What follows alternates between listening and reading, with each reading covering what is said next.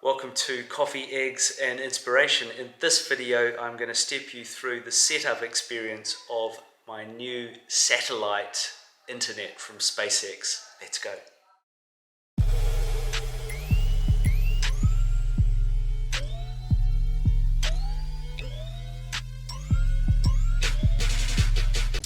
So we have a house abroad in France, in fact, and one of the things that's always been true of this area is that it's got absolutely appalling internet, and this is true of the cell phone coverage. The mobile is lots of black spots, so to speak, where there's no connectivity at all, and even in the buildings, the household internet, we have one that's supplied by Orange, for example.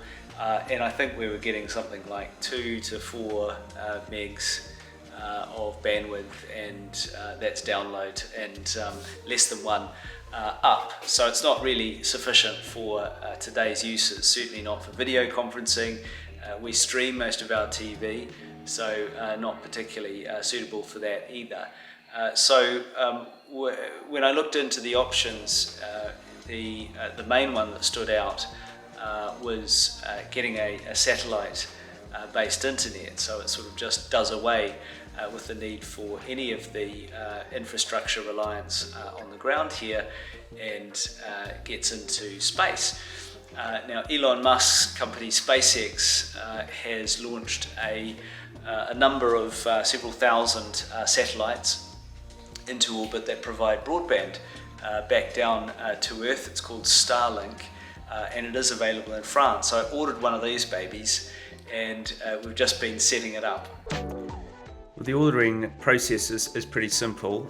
This is starlink.com, and you enter the address, the service address there, and it will tell you straight away if the service is available immediately, which was the case for us in the location that we installed it, or in some cases, I did a test on this for our address in London.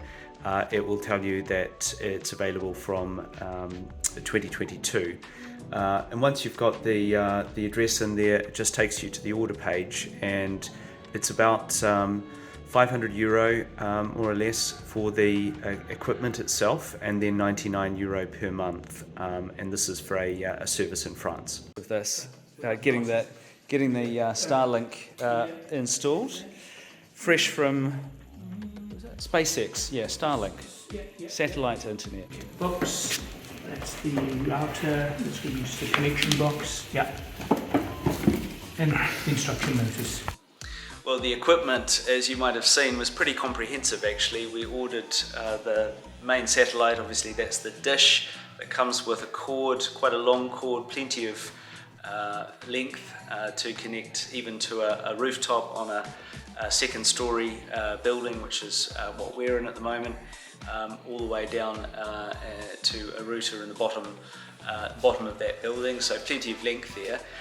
But as well as that, the various fittings, these are optional extras by the way, but reasonably cheap, to mount this, not just to a stand, which is the sort of standard thing, it'll sit on the ground or whatever, but to a roof. A few hours later, and actually the time consumption wasn't fitting the dish itself, it was drilling some holes into the pole because it wasn't quite the right size, and then some holes through the wall so that we could lead the cable through.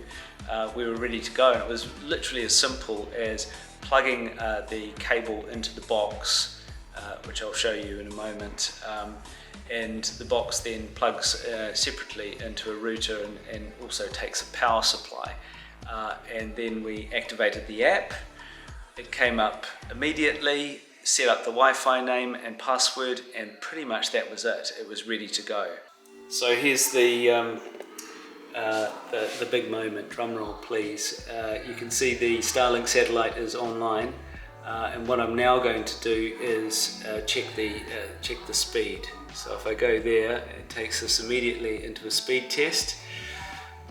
This is showing the speed from the router to the internet. So that's the satellite feed that's coming into the router itself. Well over 100 megs, which is absolutely plenty. I mean, you can stream 4K TV and game with that. And the one below, you're probably wondering what that is. It's called Android to Internet. I'm using an Android phone. I have a Google Pixel phone, and what this will now tell me is what my speed is. I'm actually deliberately right down the end of the house here, quite a distance from it, so you can see I'm drawing a slightly lower bandwidth, but still plenty to be usable, including for video calls, etc. The upload speeds are pretty good, so routed to internet was 11 megs. I'm showing somewhere between 10 and 12 here. Again, that's fine for video calls, Google Meet, Zoom, what have you, and it's showing a lovely sort of graphical view there. So very happy with that speed. It's probably somewhere in the region of 20 times what I'm getting from the terrestrial internet in this area. Well, all set up. The speed is scorching, which is great, but then you've just got to deal with the normal parts of having an internet in a house. My one connects to a router, so it comes with a very elegant Starlink router and modem, which provides a Wi-Fi signal, but of course that signal will only go so far. So what I've then done is I've got a Google Wi-Fi mesh network. I think I will have 5 pucks, they're called, and I connect the main router, the Google Wi-Fi router, to the Starlink device, and then I can place these pucks, which are essentially extenders, around the building as needed. I've just set up 2 of the 5 so far, so I've got one obviously next to the Starlink router, and another one actually in the kitchen, which is close to me, but it's about probably a 20-meter distance from the router, several walls in between, or doors in between, and it's fantastic. I can even get really good reception upstairs, which I wouldn't get straight from the Starlink router.